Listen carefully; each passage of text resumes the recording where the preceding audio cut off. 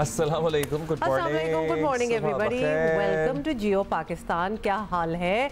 आज 21 जून है। अच्छा 21 जून है और पहले ही बता दूं, एक तो मेरी आंख जो है ना अभी थोड़ी सी लीक कर रही है, लेकिन अगर आपको लग रहा था कि ज़रा गर्मी जो है वो बहुत ज़्यादा हो गई है और अब ज़रा कम हो जाना चाहिए एंड ऑल दैट, तो गर्मी तो वैसे कम नहीं होगी, लेकिन आज के बाद से, आज 21 जून है, longest day of the year है और आज के बाद से दिन जो है वो थोड़ा करके शुरू हो जाएंगे, रातें लंबी होना शुरू हो जाएंगी। एज इन मगरिब का जो वक्त है वो ज़रा पहले होना शुरू हो जाएगा, लेकिन eight the same time Huma Karachi में तो बे इंतहा ह्यूमिडिटी और गर्मी, और मतलब आप नहा भी रहे हो तो आप पसीनों में शराबोर हो जाते हैं। लेकिन on the other side of the country, Lahore और गिरदुनवा में मौसम थोड़ा बेहतर, कदरे बेहतर, बारिश टाइप झक्कड़, आंधी, बारिश और ये सूरत हाल वहाँ शुरू हो गई है।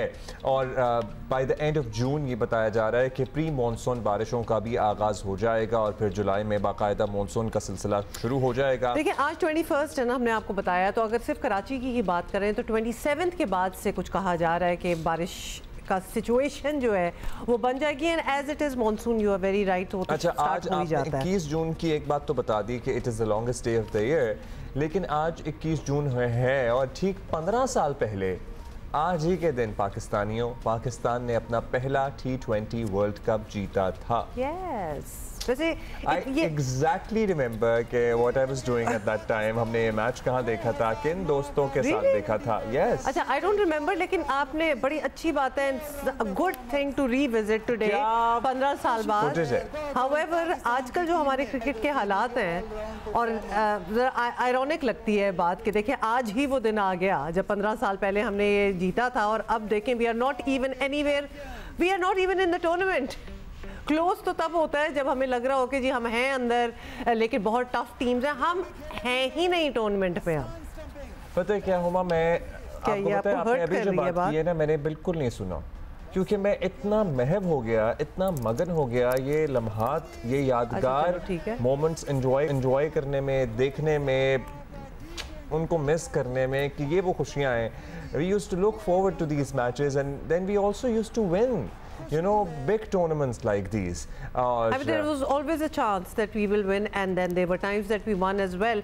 I'm sorry, लेकिन आजकल की टीम यही टूर्नामेंट है जो आज चल रहा है, जिसकी अभी हम बात कर रहे हैं। लेकिन वो एग्जैक्टली, लेकिन टूर्नामेंट वो ये टीम हमारी जो अब है और इंडिविजुअली सारे अचीवर्स हैं टीम में, कोई ऐसी बात नहीं है कि हमने कौन लोग डाले हुए हैं, but somehow they are not jelling together, something is off, they are not a team, they are not a team. उसको टीम कहाँ ही नहीं जा सकता। हमारे दाएं बाएं जितने भी हमसाए हैं वो वर्ल्ड कप खेल रहे हैं। आज सुबह बांग्लादेश भी मैदान में नहीं है, मतलब यही सूरत हाल है।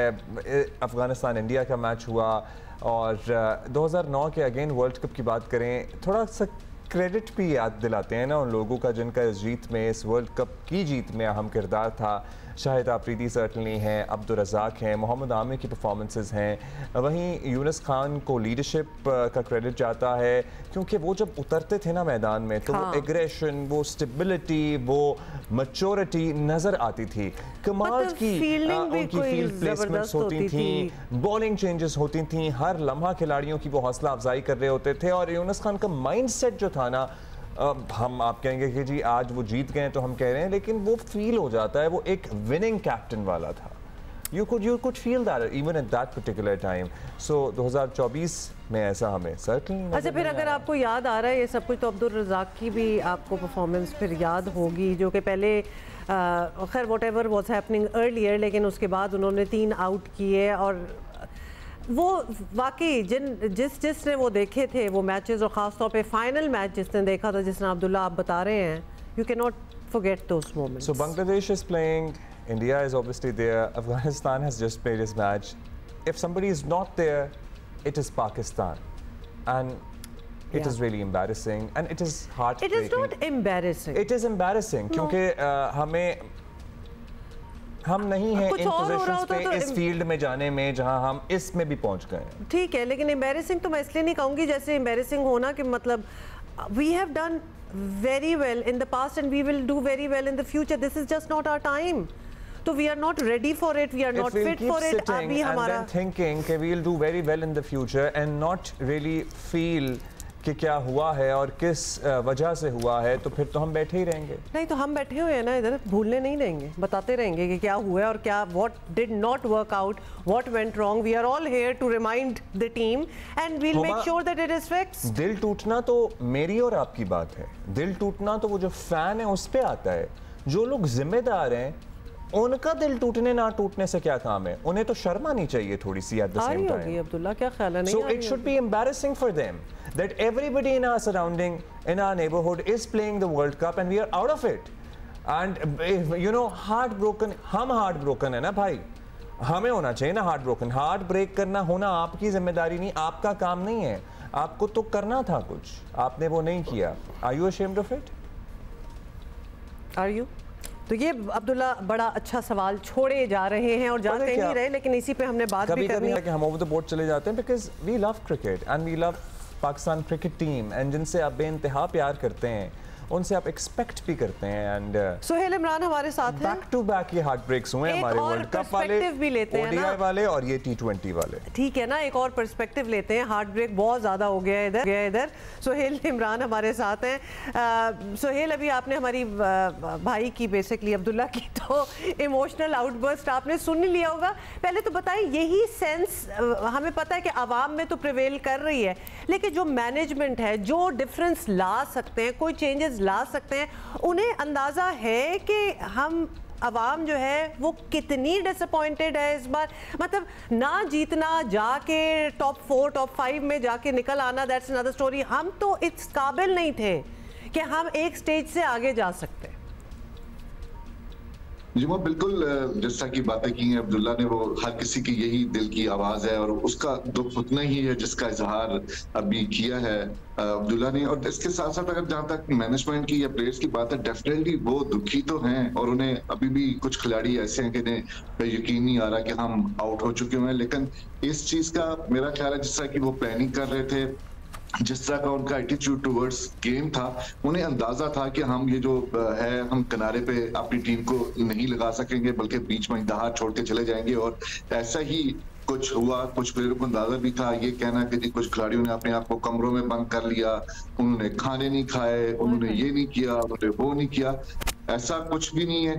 बिल्कुल उन्हें अंदाजा भी, जिस तरह का एटीट्यूड था उनका टुवर्ड्स गेम, जिसको मैं बार बार कहना चाहूंगा, और वो एटीट्यूड टुवर्ड्स गेम इसकी गैरी कस्टर ने भी इजहार किया है। और अगर आप इंडिविजुअली प्लेयर्स के साथ भी बात करें तो वो यही आता है कि ये तमाम तर जो प्लेयर्स थे वो एक पेज पे नहीं थे, जिसका खमियाजा हमें भुगतना पड़ा है। शिकस्त की सूरत में तमाम इंडिविजुअली प्लेयर्स खेलते रहे हैं वहां पर, और इस चीज को आप कहीं से भी करवा सकते हैं, इसकी तस्दीक करवा सकते हैं। अगर प्लेयर्स के साथ आप बात करें, वो भी ये कहते हैं कि कभी भी किसी भी प्लेयर ने एक दूसरे के साथ वहां पर दिलचस्पी नहीं ली थी। अगर आप सिलेक्शन की बात करते हैं तो ये वही खिलाड़ी हैं जिन्होंने PSL में अच्छी परफॉर्मेंस दी थी, हर कोई उनको देखना भी चाहता था। ठीक है, वो अच्छा परफॉर्म वहां पर नहीं कर सकते, स्वाय एक दो सिलेक्शन पे शादाब इधर उधर से क्या जाहिर है, घरों से उठा के लड़कों को लाया गया और उन्हें कहा जी अब ये आप टीम है और अब यही टीम है और ये आप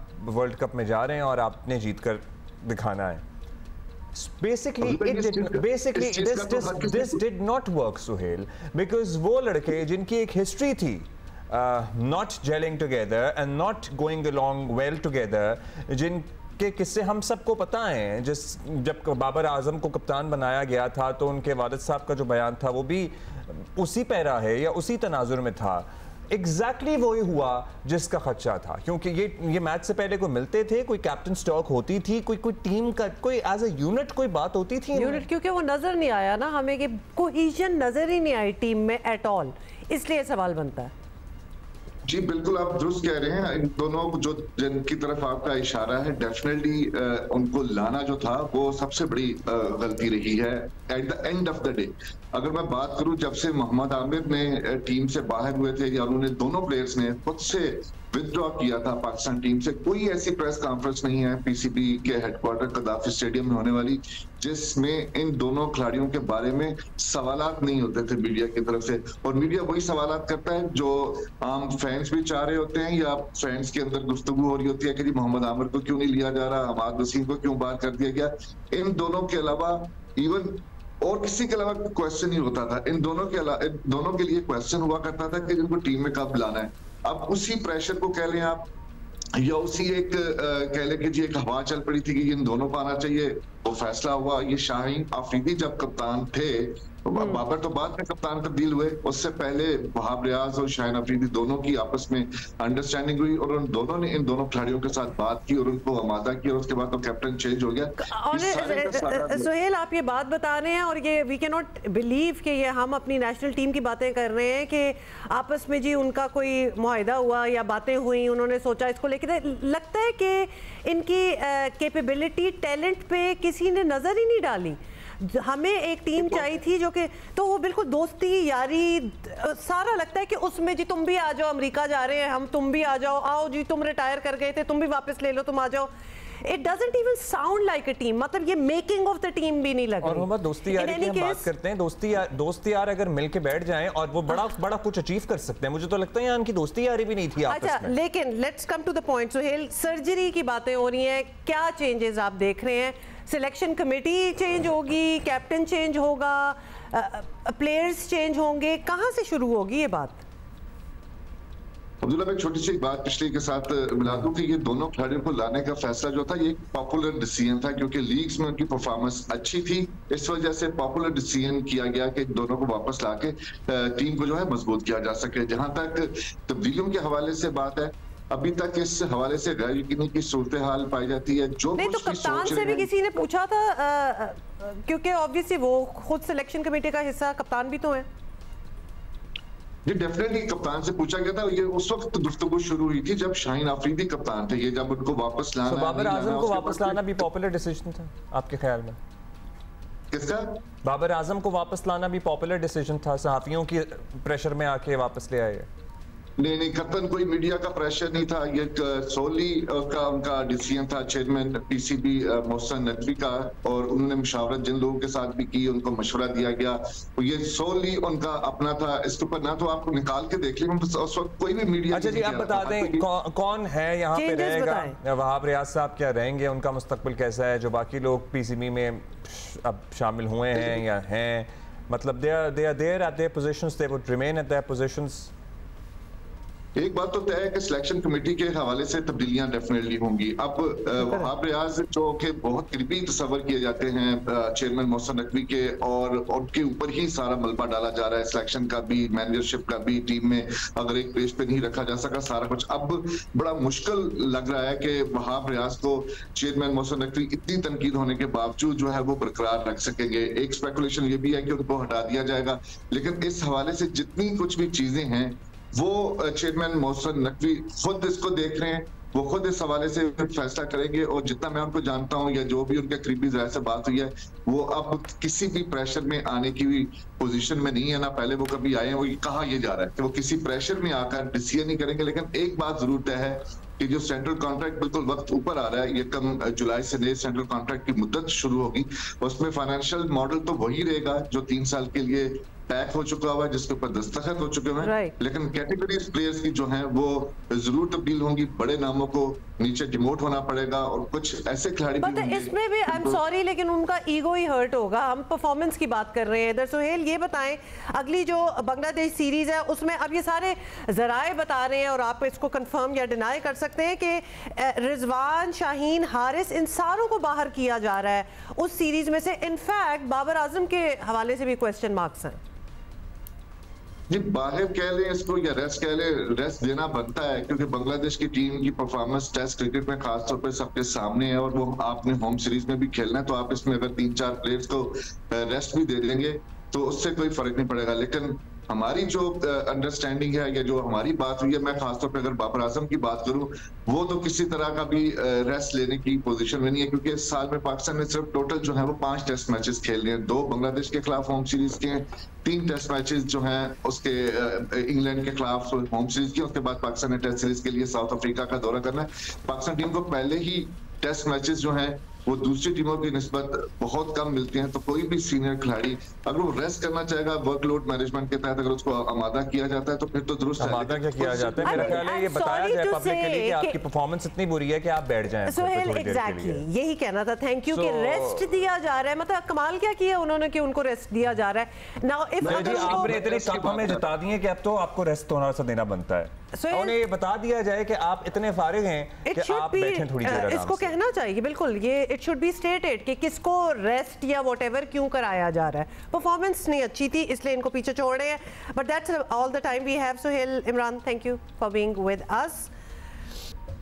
रेस्ट आपको अचीवमेंट करके आते हैं ना, तो अगला कहता है कि यार आप थोड़ा सा आराम करें क्योंकि आप बहुत थक गए होंगे, क्योंकि आपने बहुत काम कर लिया है। मतलब साइड लाइन हो जाए तो फिर The terms need to be very correct, वरना जो रेस्ट कर रहे होते हैं ना उनको भी ये फीलिंग होती है जी हम रेस्ट कर रहे हैं कल जाके दोबारा खेलेंगे। No, you need to think while you are resting कि हमारी परफॉर्मेंस जीरो है, तो हम ये रेस्ट तो कर रहे हैं लेकिन we better do something about our performance, वरना रेस्ट ही होता रहेगा। अच्छा जी, हमारे साथ इमरान नज़ीर साहब मौजूद हैं, टेस्ट क्रिकेटर हैं, जियो के पैनल का हिस्सा हैं। बहुत शुक्रिया आपका इमरान भाई। इमरान भाई, पाकिस्तान की तारीख की सबसे बुरी बड़ी इन द बैड टर्म्स बुरी परफॉर्मेंस के बाद अब सबको तलाश है कि, वैसे मुझे नहीं पता कि कोई एक मुजरिम है, हम मुजरिम को नहीं तलाश करते हैं। अच्छा, ये जो हम हंस रहे हैं ना इस वक्त, ये वही वाली बात है कि हम इतने दिल जले हैं, हम इतने हर्ट हो चुके हैं। आपके ख्याल में क्या किसी को मोरद इल्जाम ठहराया जा सकता है, या मल्टीपल रीजंस हैं, वजूहात हैं कि हम उस हाल में हैं जहां पे आज हैं? सबसे पहले तो देखिए, ये बड़े अरसे से ये चीज़ें डिस्कस होती आ रही हैं, और आई थिंक मेरे ख्याल में अगर हम टीम के ऊपर नो डाउट उनकी कोई परफॉर्मेंस नहीं है, और 1 by 1 देखा जाए तो कोई इतनी बड़ी एक्स्ट्राऑर्डिनरी परफॉर्मेंस देखने को नहीं आई। और आई थिंक मेरे ख्याल में एज ए क्रिकेटर बात करूं तो मेरे ख्याल में डेफिनेटली आप कोचेस, मैनेजर, कोचेस से बात करूं या आप मैनेजमेंट पे बात करें या सिलेक्टर्स पे बात करें, तो आई थिंक मेरे ख्याल में वो ज़्यादा बेटर है। बिकॉज आप लड़कों को जब चांस मिलते हैं तो उनका हक बनता है कि वो परफॉर्म करके दे, लेकिन आपकी चॉइस उस टाइप की नहीं आई है। और पूरी टीम उठा के देख लें कि आपके पास कोई ऐसा प्रॉपर मिडिल ऑर्डर बैटर आपने सेलेक्ट नहीं किया, तो आई थिंक मेरे ख्याल में ये कहीं ना कहीं एक सवालिया निशान है। क्योंकि आपके थ्रू आउट आप पिछले 3-4 साल से उठा के दे ले, आपके पास कोई प्रॉपर ऑलराउंडर ही नहीं आप प्रोड्यूस कर सके। आप प्रॉपर कोई ऐसा एक्स्ट्रा ऑर्डिनरी 150 से स्ट्राइक रोड या लाइक फखर समान जैसा कोई बैटर एज ए ओपनर कोई नहीं प्रोड्यूस कर सके। तो आई थिंक मेरे ख्याल में बहुत सारी ऐसी चीजें हैं, और इन चीजों के ऊपर एज ए क्रिकेटर मैं देखता हूं कि अगर अभी से हम प्रॉपर क्रिकेट के ऊपर इस तरह के मेहनत या इनको ग्रूम ना किया गया, तो प्रॉपर यंगस्टर को हमने ऊपर ना लेके आए, तो आई थिंक मेरे ख्याल में फिर हमारा वही अगेन हॉकी वाला हिसाब होना शुरू हो जाएगा। तो ये चीज़ आई थिंक परफॉर्मेंस देखें, क्रिकेट एक ऐसी गेम है जिसपे सम डे आप परफॉर्म करते हैं, सम डे नहीं करते आप, लेकिन आपकी क्रिकेट गेम इतनी अच्छी, आपके स्किल इतने अच्छे होने चाहिए कि लोग मजा आए। क्या नो डाउट हार जीत देखे गेम का हिस्सा है, लेकिन कम से कम आप हारे लेकिन पता चलना चाहिए कि यार आप कुछ खेल के आपने मेहनत की है, आपने फैट की है। से अग्री कर रहे हैं, हार जीत तो पार्ट होती है, लेकिन जब आपको नजर आ रहा हो ना कि टीम खेल ही क्या रही है, तो फिर definitely there have to be some changes. अब चेंजेस की चूंकि हम बात कर रहे हैं तो ऑब्वियसली कुछ तब्दीली तो होनी है, और हमारी रिवायत भी कुछ ऐसी है कि हर नाकाम वर्ल्ड कप के बाद कप्तान तो बदला जाता है। तो आपकी नज़र में बाबर आजम का मुतबादिल कौन हो सकता है? पहले तो यही बात कर लेते हैं, मतलब these are realities that we need to talk about. और वाइट बॉल में हाँ किसे चांस मिल रहा है बेसिकली? या देखिए, आई थिंक मेरे ख्याल में आप वटेवर किसी को भी आप वाइट बॉल में चांस है, नो डाउट। अगर मैं बाबर की बात करूं तो as a player he is a big player, और अभी तक पाकिस्तान में कोई जैसा प्लेयर है ही नहीं, और टीम में एज ए प्लेयर तो वो है। और अगर कप्तानी की बात करें नो डाउट आप, लेकिन एक चीज़ आप ये भी नोट करें कि यार आपके नीचे जो 10 प्लेयर हैं जो टीम का हिस्सा रहे हैं, उनकी परफॉर्मेंस क्या है। आप जिसको मर्जी कप्तान बनाएं, लेकिन आपके साथ आपकी टीम भी अच्छी होनी चाहिए। तो आई थिंक मेरे ख्याल में बहुत सारी चीज़ें चेंज तो होनी चाहिए भी। अगर आपकी परफॉर्मेंस नहीं है तो मेरे ख्याल में आपको डेफिनेटली जो आपके नीचे यंगस्टर्स हैं जिनकी परफॉर्मेंसेज हैं, डोमेस्टिक में अच्छा खेल रहे हैं या वो आपके बेंच स्ट्रेंथ में का हिस्सा है, तो आई थिंक मेरे ख्याल में आप उनको बिल्कुल ज़रूर चांसेस देना चाहिए। बिकॉज आपकी टीम में कोई भी ऐसा परफॉर्मेंस कंटिन्यू नहीं है, तो बहुत सारे ऐसे क्वेश्चन मार्क तो हैं अभी कि आपके अगर मैं बॉलर्स की बात करूं या बैटर की बात करूं या मिडल ऑर्डर या स्पिनर डिपार्टमेंट लगा ले, तो मेरे ख्याल में बहुत सारी ऐसी जगह है। तो आई थिंक मेरे ख्याल में चेंजिंग तो काफी ज्यादा बनती है। जिनकी परफॉर्मेंस नहीं है आप डेफिनेटली उनको चेंज करें, और जो परफॉर्मर है आप उनको टीम में लेके। अच्छा इमरान भाई, लास्टली हम एक नया कप्तान बनाए, एक सीरीज़ ख़राब हो गई, फिर खुदा न खास्ता चैंपियंस ट्रॉफी ने जीत पाए, तो क्या फिर उसे बदल देंगे? मतलब क्या हम बार बार यही करते रहेंगे, या फिर अब एक नई टीम, नया कप्तान लाएं और कुछ वक्त दिया जाए? लेकिन वक्त दिया जाए तो क्या वो भी डिसाइडेड हो कि कितना वक्त दिया जाए? मेरे ख्याल में ये चीज मैं भी नहीं एज अ क्रिकेटर मानूंगा कि एक दो सीरीज के लिए मुझे कप्तान बना दिया फिर आपने चेंज कर लिया, ये नहीं। आई थिंक मेरे ख्याल में ये भी नहीं हो रहा है। हम एक चीज से अभी तक बहुत पीछे है। हम कहते हैं कि यार T20 की अलग टीम होनी चाहिए, टेस्ट की अलग होनी चाहिए, वनडे की अलग होनी चाहिए, लेकिन हमारे आप पिछले 3-4 साल से आप देख लें, 5 साल से, कि एक ही टीम T20 भी वही खेलती है, टेस्ट मैच भी वही खेलती है, वनडे भी वही खेलती है, मास हुआ है 1-2 चेंजिंग के अलावा। बाकी तो आप ओवरऑल आपके सामने थ्रू आउट वही एक सिस्टम चलता है। तो आई थिंक मेरे ख्याल में थोड़ा सा हमको सिस्टम थोड़ा चेंज करना चाहिए। हमारे सिलेक्शन में अच्छा कोचेस अच्छे आने चाहिए जो नीचे लेवल पे लड़कों को अच्छा ग्रूम करे। तो आई थिंक मेरे ख्याल में व्हाटएवर जिसको मर्जी कप्तान बनाए, तो मेरे ख्याल में एक प्रॉपर चांस जरूर देना चाहिए, देखना चाहिए कि इसकी क्या परफॉर्मेंस है, एज ए लीडर ये किस तरह अपनी टीम को लीड कर रहा है। तो आई थिंक मेरे ख्याल में ये एक कह सकते हैं कि आप थोड़ा सा एक 4-5 सीरीज या आप थोड़े एक अरसे के लिए एक कप्तान हाउस करें। आई थिंक मेरे ख्याल में तीनों फॉर्मेट में अलग अलग कप्तान होने चाहिए, बिकॉज आप डिफरेंट माइंड है आपका। आप वनडे में आपका डिफरेंट माइंड होगा, टेस्ट में डिफरेंट होगा, T20 में डिफरेंट होगा। तो आई थिंक मेरे ख्याल में लीडरशिप टोटली डिफरेंट टाइप की है तीनों में। बहुत शुक्रिया। टेस्ट क्रिकेटर इमरान नज़ीर अपनी एक्सपर्टीज़ दे रहे थे। और जल्दी से आपको ये भी बता दें कि कल जो मैच हुआ था ना इंडिया और अफ़गानिस्तान का, तो उसमें एक पहले मेरे 2 सेंट्स मैच की भी बात कर लेंगे, लेकिन Afghanistan has come such a long way. Afghanistan team को अगर देखा जाए, मतलब आप अफ़गानिस्तान मुल्क को देखें and perceptions of the world देखें, लेकिन उसकी हमेशा एक चीज़ जो अब याद रहेगी वो टीम है विच इज़ सो सॉलिड। और हार गए वैसे तो इंडिया से, but they had a game plan, और अच्छा लग रहा था कि टूर्नामेंट के कितने वो आगे तक गए हैं। तो लिहाजा T20 वर्ल्ड कप के सुपर 8 मरहले में हमसे तो आगे ही गए हैं ना, बहुत आगे। हमसे तो इसलिए हम तो सभी आगे देखिए, बात ये है जो अच्छा खेल रहे हैं, जो परफॉर्म कर रहे हैं, उसकी तारीफ बनती है और हम करेंगे। अगर हमारी ही नहीं कर पाई टीम, तो हम गेम से, स्पोर्ट से ही तो नहीं मुड़ जाएंगे ना। We love cricket anyway. अच्छा जी, इंडिया ने अफगानिस्तान को 47 रन से हरा दिया कल, और पहले इनिंग्स की इंडिया ने 181 बनाए, और फिर अफगानिस्तान की टीम पूरे 20 ओवर्स में 134 रन बनाकर आउट हो गई। अच्छा, एक सेंस ऑफ प्राइड भी मुझे लगता है कि हम कहीं खो रहे हैं, या हम कहीं हमारा कहीं कम हो रहा है। आप इंडिया को देख लें, आप अमेरिका को देख लें, या आप और मुल्कों को देख लें, they're very proud of them as Indians, as Americans, or as whatever their nationality is, they're Afghanis. So मुझे नहीं पता कि हमारा ये सेंस ऑफ प्राइड कहाँ रास्ते में कहीं डाइल्यूट हो रहा है, बट हमें on these platforms and otherwise in schools, colleges, universities, वो जो एक सेंस ऑफ प्राइड है ना ऑफ बीइंग पाकिस्तानीज। अच्छा, आप बेसिकली ये वाले शॉट्स जो अभी हम दिखा रहे हैं स्क्रीन पे, ये आप मिस कर रहे हैं। हाँ, मैं मिस कर रहा हूँ। And overall when you talk to the youth, when you know have an interaction with the youngsters of this country, so मुझे लगता है कि we need to focus on that again, because हमारे खून में होना चाहिए जज्बा, और था और है भी। मिसप्लेस हो गया थोड़ा सा। हम ब्रेक लेते हैं, अब्दुल्ला थोड़े से जज्बाती हो गए। अब जब हम आएंगे तो हम क्रिकेट नहीं, हम कुछ और बात करेंगे। अब नहीं करेंगे, हमें ब्रेक चाहिए, हमें चाहिए।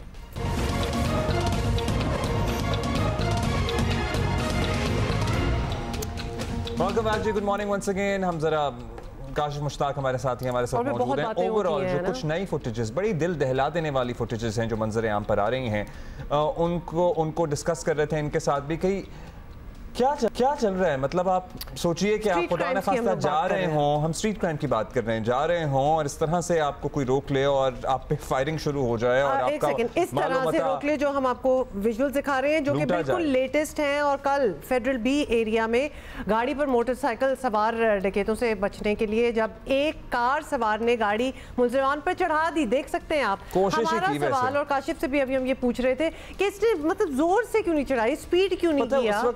उस वक्त बड़ी अजीब सी कैफियत होती है, कोई असलहा तान कर आपके सर पर खड़ा हुआ है, आप जिंदगी और मौत की कश्मकश में हैं, आपको जो समझ में आता है, जो बुन पाता है वो आप कर देते हैं, फिर ये उठे और इन्होंने उठकर गोलियां चलाई। अच्छा, और ये पहले ही फायरिंग शुरू कर दी थी। हाँ, पहले भी कर रही, तो आप उसमें भी कंफ्यूज होते हैं। अच्छा, उसके बाद जब उसकी मोटर बाइक गाड़ी के नीचे आ गई है, वो वापस आए हैं और उन्होंने ना सिर्फ गाड़ी के अंदर फायर किया, उसके बाद टायर्स पे भी फायर किया ताकि भागने का कोई चांस ही ना बने। चांस बन ही नहीं सकता था क्योंकि मोटरसाइकिल तो मेरी बात सुनो, इन्होंने रोकने की कोशिश, बगैर फायरिंग के रोकने की कोशिश की, मतलब वो सामने आए और उन्होंने साथ ही फायरिंग शुरू कर दी थी या बस दिखा रहे थे पिस्तौल? देखें अब्दुल्ला हुमा, पुलिस को पहले तो ये लगा कि शायद इस चीज़ की मुखबरी हुई है, उसके बाद ये पूरी डकैती प्लान की गई है कि यहाँ से जब ये गाड़ी गुजरेगी उस दौरान जो है वो इस पर जो है इसे रोका जाएगा और इसे डकैती की जाएगी। लेकिन जब ये CCTV फुटेजेस मंजर यहाँ पर आई और पुलिस की जानिब से इस पर क्वेश्चन शुरू कर दी गई और कहा यह जा रहा है कि बहुत जल्द इस दोनों अफराद को गिरफ्तार कर लिया जाएगा। इनके पीछे जो गैंग है, जाता है ये हर दफ़ा, लेकिन eight the same time Kashif हमने कुछ स्टैट्स भी यहाँ स्टेट करने हैं। अब तक इस साल की अगर बात करें, इससे पहले कोरंगी में भी बाप जहाँ बहक हो गया था, वो भी एक डकैती मुज़ाहमत का केस था। इस साल डकैती मुज़ाहमत पर ही 75 शहरियों की जानें जा चुकी हैं। वज़ीर आला सिंध एतराफ़ कर रहे हैं कि मामलात में बेहतरी की ज़रूरत है। हर हुकूमत का अव्वलीन फ़र्ज़ होता है कि अपने शहरियों को एक सेफ़ इन्वायरमेंट दें, क्राइम से पाक इन्वायरमेंट दें। कराची के अंदर एक नहीं दो नहीं दर्जनों ऑन एन एवरेज टेररिज्म के वाक़यात होते थे। एक तो आम शहरी, दूसरा सरकारी अफसरान भी ये बहुत करते हैं। अपनी प्राइवेट गाड़ी पे सरकारी नंबर प्लेट लगाई, टेक्नोलॉजी को इस्तेमाल करके हम बेहतर रिजल्ट्स ला सकते हैं, अपने शहरियों को मज़ीद महफूज कर सकते हैं। तो बेसिकली इस साल में 75 लोग ऑलरेडी वो जान की बाजी जो है हार चुके हैं thanks to this that is happening. तो दैट मेक्स अराउंड 11-12 लोग पर मंथ। मतलब जब पर मंथ इस तरह लोग मर रहे हो ऐसी ट्रेजेडी में, तो फिर डेफिनेटली कोई इतना खास काम नहीं हो रहा है इसको रोकने के लिए। ईद पे भी बहुत लोग कैश कैरी करते हैं, ज़ाहिर जानवरों की खरीदारी, फरोख्त, इवन कसाई भी अगर पहले दिन की दिहाड़ी लेके जा रहा हो तो उसके पास ठीक ठाक रकम होती है, कसाब। सो ओवरऑल क्या रूटीन रहा गुज़श्ता एक महीने की बात कर लें, 10-15 दिन की बात करें तो? देखिए, हम पहले तो ये 6 महीनों की बात करते हैं कि इन 6 महीनों में आपने भी जैसे बताया कि जो 75 लोग वो हैं। इसको हम कंपेयर करते हैं कि पिछले साल से, पिछले साल में ये फिगर जो था वो 108 था, तो इस हिसाब से अभी तक ये डबल हो गया है क्योंकि 108 पूरे साल का 108 था। सो अभी 6 महीनों में 75 तक, अभी 6 महीने में ये 75 हो गया है और ये मजीद बढ़ेगा। अगर पुलिस ये चाहे कि इसको कंट्रोल करना चाहे तो कंट्रोल हो सकता है, क्योंकि इस बार हमने देखा कि जो मवेशी मंडियाँ कराची में लगी हुई थी उनके जो इर्द गिर्द थी वो सिक्योरिटी बहुत ज़्यादा अच्छी लगाई गई थी, जिसकी वजह से जो है वो इस तरह की कोई बहुत ज़्यादा वारदातें नहीं हुई हैं। वारदातें ज़रूर हुई हैं, लोगों के मवेशी जो हैं वो भी चोरी हुए हैं। हमने देखा है कि ऐसी CCTV फुटेजेस भी आई हैं जिसमें मवेशी चोरी हुए हैं और लेकर गए लोग, तो उनको भी पुलिस ने रिकवर किया है। जबकि ईद के फौरी बाद अब ये 2 से 3 दिन में भी इस तरह की वारदातें हुई हैं। गुज़श्ता रोज़ भी साइट एरिया के अंदर जो है वो इसी तरह की एक वारदात हुई है, 2 अफराद को ज़ख्मी किया है और जो पुलिस है वो मौके पर जब पहुंची तो मुलजमान वहाँ से फरार हो चुके थे। जो 2 रोज़ कबल की आप बता रहे कोरंगी शराफी कोट का ये इलाका था, इसके जो मुलजमान हैं पुलिस की जानिब से दावा किया जाए कि बहुत जल्द इसको भी गिरफ्तार कर लिया जाएगा। इन मुलजमान ने क्या किया कि एक LPG दुकान के अंदर ये दाखिल हुए हैं, वहाँ बाप बेटा मौजूद थे, उन पर जो है वो वहाँ से लूटमार के दौरान फायरिंग की है। उन्हीं का असला छीनकर जो बेटा मौजूद था उसने जवाबी जब फायरिंग की है तो उनके वालिद को गोली लग गई और वो जो है मौके पर ही जांबा को गोली लग गई। वालिद नहीं, डाकुओं ने जब जवाबी फायरिंग की। अच्छा, दोनों डाकू जो हैं वो इस वाक़े के अंदर ज़ख्मी हुए हैं, ज़ख्मी होने के बावजूद वहाँ से फ़रार हो गए और कराची के तमाम अस्पतालों के अंदर पुलिस की जानिब से पिकेट्स लगाई गई हैं कि अगर वो किसी हॉस्पिटल में आते हैं तो उन्हें जो है गिरफ्तार कर लिया जाएगा। लेकिन अब तक ऐसी कोई पुलिस की जानिब से कोई ऐसी भी बात थी कि 10 दिनों में 3 बार एक ही दुकान पे भी डाका पड़ रहा था, समथिंग लाइक दैट? ये 2 से 3 माह पुरानी एक ऐसी वारदात है कि जिसके अंदर जो मुलजमान थे वो एक ही दुकान पर बार बार इस तरह जो है वो वारदात हो रही थी। क्योंकि उसकी जानिब से एक ऐसी वारदात हम आपको और भी बताएं कि 3 माह कबल जो है वो ये जो रमज़ान गुजरा है इससे कुछ अर्सा कबल गुलिस्तान जौहर ब्लॉक 19 के अंदर एक जो है वो इलेक्ट्रिशियन की दुकान है, उस पर इसी तरह की वारदातें हुई हैं कि एक वारदात हुई, फिर 20 दिन बाद हमने रिपोर्ट भी की वो वारदात और उसकी CCTV भी मंजर आम पर आई। दूसरी वारदात हुई जब हमने पुलिस हुकाम से बात की कि ये किस तरह की ये वारदातें हैं कि जो रुकी नहीं रही हैं और एक ही शॉप पर जो है उसी को टारगेट किया जा रहा है। तो उसकी जानिब से कहा गया कि इस दुकान पर ग्रिल्स नहीं लगी हुई हैं, कोई सिक्योरिटी गार्ड नहीं रखा हुआ, तो शायद इस वजह से ये वारदातें हो रही हैं। तो 3 वारदातें उस दुकान पर भी रिपोर्ट है और इस तरह के वाकयात होते हैं। कितना आसान है वैसे कह देना कि ग्रिल्स नहीं लगी हुई है, सिक्योरिटी गार्ड नहीं रखा हुआ। बेसिकली ये कह देना कि तुम्हारा ही कसूर है क्योंकि you were not equipped for. अच्छा, ये जो हम कुछ नहीं कर सकते। ये कल जो सारी टेक्नोलॉजी और आपको पता है कि CM सिंध जो है उन्होंने बड़ा फैन फेयर के साथ कि अब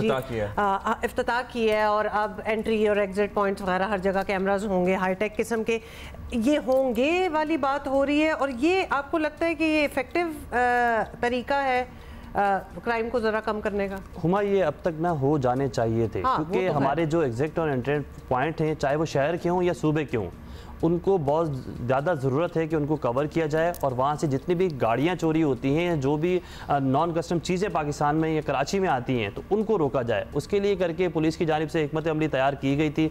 अब गुज़िश्ता रोज़ जो है वो IG ऑफिस के अंदर एक तकरीब रखी गई थी जिसमें वज़ीर आला सिंध भी आए थे।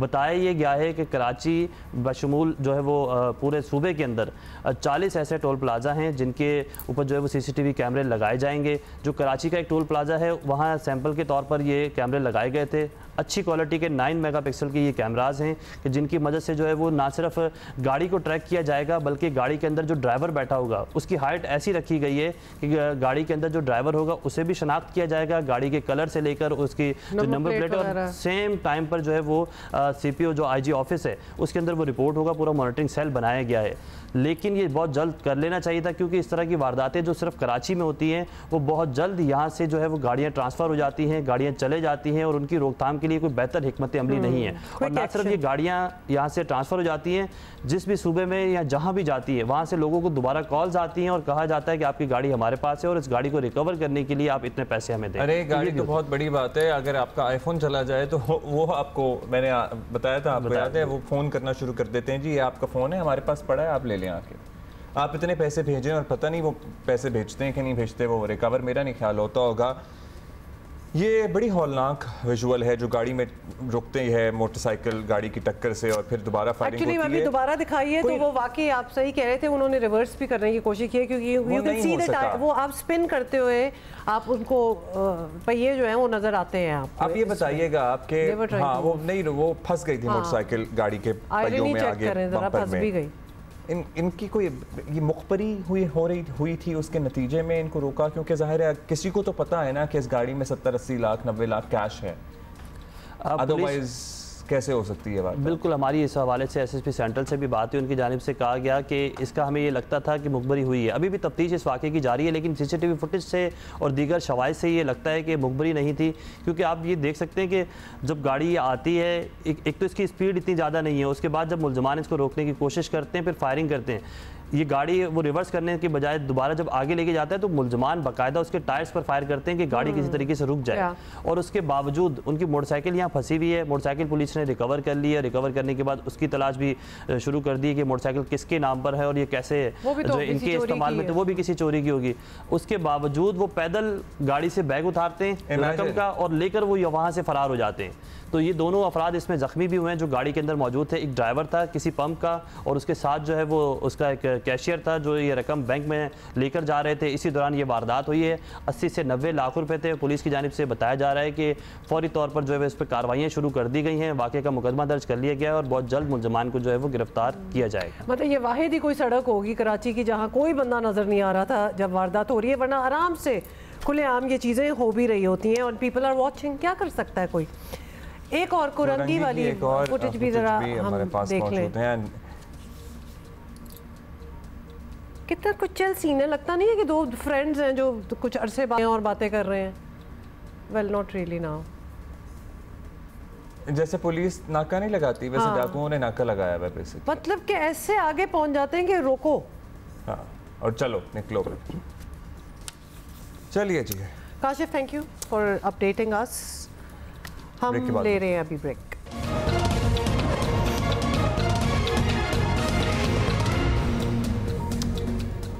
वेलकम बैक जी। पाकिस्तान स्टॉक एक्सचेंज कराची बहुत अच्छा परफॉर्म कर रहा है। आज ही कारोबारी दिन का जब आगाज़ हुआ तो by the way it's the last working day as well, तो एक पॉइंट पर 80,000 से तजावुज़ कर गया था 100 इंडेक्स और इस वक्त 79,700 से ज़ायद की सतह पर ट्रेड कर रहा है। बेसिकली आपको बता दें कि ईद की छुट्टियों के फौरी बाद स्टॉक मार्केट में ज़बरदस्त तेज़ी देखी गई है और सब रिकॉर्ड जो हैं वो टूट रहे हैं। सरमायाकारों का एतमाद बरकरार रहा तो कारोबार में और तेज़ी देखने को मिल सकती है। गुज़िश्ता हफ्ते वफाकी बजट के बाद से ही स्टॉक मार्केट में तेज़ी का रुझान देखा जा रहा था और कल ईद की तवील छुट्टी ख़त्म होने के बाद मार्केट खुली तो 100 इंडेक्स, जिस तरह के एक्चुअली आपने उसकी अपडेट तो दे ही दी है। अच्छा जी, हुकूमत जो है ऑब्वियसली इसका क्रेडिट जो है वो डेफिनेटली ले रही है। माशी तज्ज़ियाकार मोहम्मद सुहेल साहब हमारे साथ मौजूद हैं, उनसे बात करते हैं। बहुत शुक्रिया सुहेल साहब, अपने वक्त दिया। सुहेल साहब, पाकिस्तान स्टॉक एक्सचेंज में ईद की छुट्टियां ख़त्म हुई तो रिकॉर्ड तेज़ी देखी गई है। क्या कहा जा रहा है? IMF प्रोग्राम की कंफर्मेशन का तासुर है, कैपिटल गेन टैक्स वाला मामला है, इंटरेस्ट रेट में कमी है, आपकी नज़र में क्या वजूहात हैं अभी जो तेज़ी देखी जा रही है मार्केट में उसकी? बिस्मिल्लाहिर्रहमानिर्रहीम। बिल्कुल ईद की छुट्टियों के बाद जो मार्केट में तेज़ी का रुझान था वो जारी रहा है। उसकी सबसे बड़ी वजह ये तो ये रही है कि छुट्टियों में जो फिच रेटिंग एजेंसीज है जिसने पाकिस्तान को पिछले साल अपग्रेड किया था, उसका स्टेटमेंट आया है कि ऑल्दो पाकिस्तान के टैक्सेशन मेजर बड़े एग्रेसिव हैं और एम्बिशियस हैं और उनका ये कहना है कि अगर वो टैक्सेशन मेजर्स में हुकूमत कुछ हद तक कामयाब नहीं भी होती तो इतना ज़्यादा टैक्स हुकूमत ने टारगेट किया है कि जो IMF के अहदाफ हैं डेफिसिट के वो पूरे हो जाएंगे, जिसकी वजह से वो उम्मीद है कि हुकूमत जो है एक लॉन्ग टर्म फंडिंग IMF से ले लेगी। और जो स्टॉक मार्केट के इन्वेस्टर्स हैं उनके लिए इकोनॉमिक स्टेबिलिटी बहुत ज़रूरी है, करेंसी की स्टेबिलिटी बहुत ज़रूरी है और IMF का अगर प्लान लॉन्ग टर्म 3-4 साल का आता है तो स्टॉक मार्केट इन्वेस्टर समझते हैं कि ये स्टॉक मार्केट की वैल्यूएशंस को देखते हुए ये होगा। अच्छा जी, जो मुस्बित ट्रेंड्स जो नज़र आ रहे हैं ये कब तक चलेगा और एक आध माह में पाकिस्तान स्टॉक एक्सचेंज इंडेक्स को किस सतह पर आप देख रहे हैं?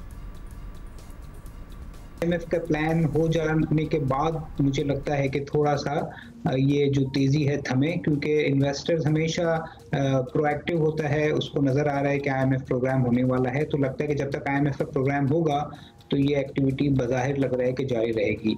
लेकिन ये शॉर्ट टर्म इंडेक्स टारगेट देना तो मुनासिब नहीं है, मगर हमारे रिसर्च रिपोर्ट जो आई थी पिछले दिनों उसमें हमने ये तय किया था कि जून 2025 में यानी अगले 12 महीने में मार्केट यहाँ से 1,06,000 तक हो सकती है। तो हमारे एनालिस्ट जो हैं वो यहाँ से भी तकरीबन कोई 35-40% मार्केट को अगले 12 महीने में बढ़ते हुए देख रहे हैं। हमें ये नहीं भूलना चाहिए कि पिछले 12 माह में मार्केट कोई 100% बढ़ गई है और ये पाकिस्तान की तारीख में कोई 15 साल के बाद ऐसा हो रहा है कि 12 महीने के अंदर मार्केट डबल हो गई है।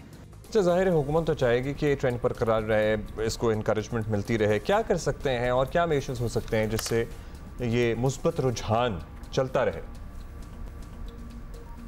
देखिए, हुकूमत ने जो बजट प्रेजेंट किया है मुझे पता है कि मे बी आम आदमी के लिए, सैलरीड क्लास के लिए, इंडस्ट्री के लिए ये बड़ा टफ बजट है, मगर इससे फ़ायदा सिर्फ हुकूमत को होगा कि उसका टैक्स बढ़ेगा और ख़सारा कम होगा।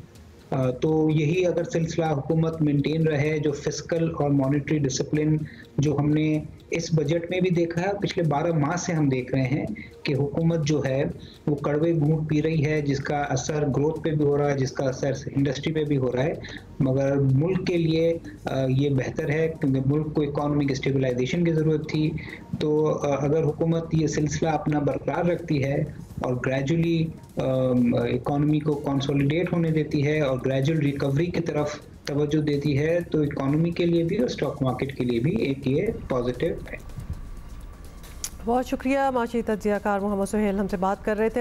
अ lot of ifs and buts, लेकिन बहुत बेहतरी आ भी सकती है अगर कंसिस्टेंसी रहे तो। एक longer and larger IMF programme की तरफ हुकूमत ऐसा लग रहा है कि जा रही है और उसी की वजह से ज़रा कॉन्फिडेंस भी बड़ा है local and foreign portfolio investors का, जिसकी मुस्बत लेकिन सारा एंड रिजल्ट अब्दुल्ला, हम जितनी भी खुशखबरियाँ बता रहे हैं, ये सारी पॉजिटिविटी जो है ये आवाम तक पहुंचनी चाहिए। मतलब उनके लिए सिर्फ एक ही चीज़ है कि महंगाई कम होगी तो हमें कोई अच्छी चीज़ नज़र आएगी, and actually that is how it should B.